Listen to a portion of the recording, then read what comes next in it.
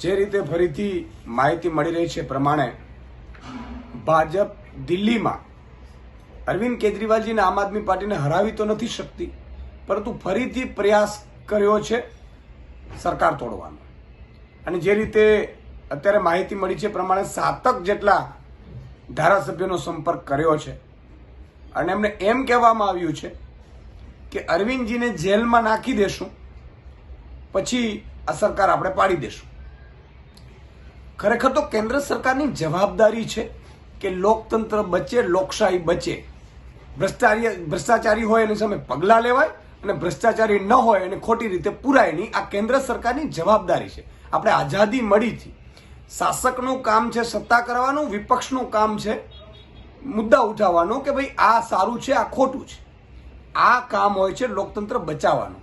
પરંતુ ભાજપ તમે જુઓ, અજીત પવાર વિરુદ્ધ ચક્કી પીસિંગ કરતા હતા.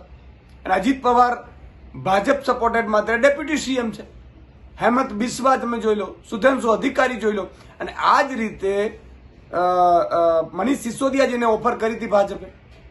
એમણે ખુદે કહ્યું હતું કે મને સીએમ બનાવવાની ઓફર કરી, તમને નહીં તો પછી જેલમાં જવું પડશે. એમણે ન સ્વીકારી. આ ક્રોનોલોજી સમજજો. મનીષ સિસોદિયાજીએ ન સ્વીકારી તો 1 વર્ષથી વિધાઉટ કોઈ સબૂત જેલમાં છે. ઈડીને ફૂલ પાવર છે, ટ્રાયલ ઉપર ટ્રાયલ ચલાવતી જાય છે, કોઈ સબૂત તો મળ્યા નથી. પણ એ જ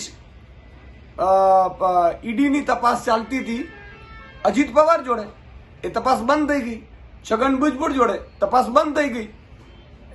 કેટલા બીજા એવા નેતાઓ છે. તો કહેવાનું મતલબ એ છે કે ભાજપ પોતે કેન્દ્રમાં રહીને ખરીદ ફરોખ્ત કરે છે. આ તો ખૂબ જ દુઃખદાયી ઘટના કહેવાય લોકતંત્ર માટે. અને તમામ લોકો, ઇવન ભાજપના કાર્યકર્તાઓએ પણ આ વસ્તુથી ભાજપને ચેતવવી જોઈએ કે આપણે આઝાદી એટલે નથી મળી તો પછી લોકતંત્રમાં ચૂંટણી ખતમ કરી નાખો ને, પૂરું કરી નાખો. ફરીથી કોઈ 5 ઉદ્યોગપતિને આપી, જેમ અંગ્રેજો હતા એવી રીતે આમને આપી દો અને ઉદ્યોગપતિને આપી દો સરકાર, એ ચલાવશે. ફરીથી 200 વર્ષ આપણે ફરીથી ગુલામી કરી લેશું. આ જ કરવાનું હોય તો. એટલે ખૂબ જ દુઃખદાયક ઘટના છે અને આને જેટલી વખોડવી એટલી ઓછી છે. અને તમામ ભારતના નાગરિકોએ આ ખરીદ ફરોખ્તની રાજનીતિથી જનતાને ચેતવવી જોઈએ, બચાવવી જોઈએ. જય હિન્દ, જય ભારત.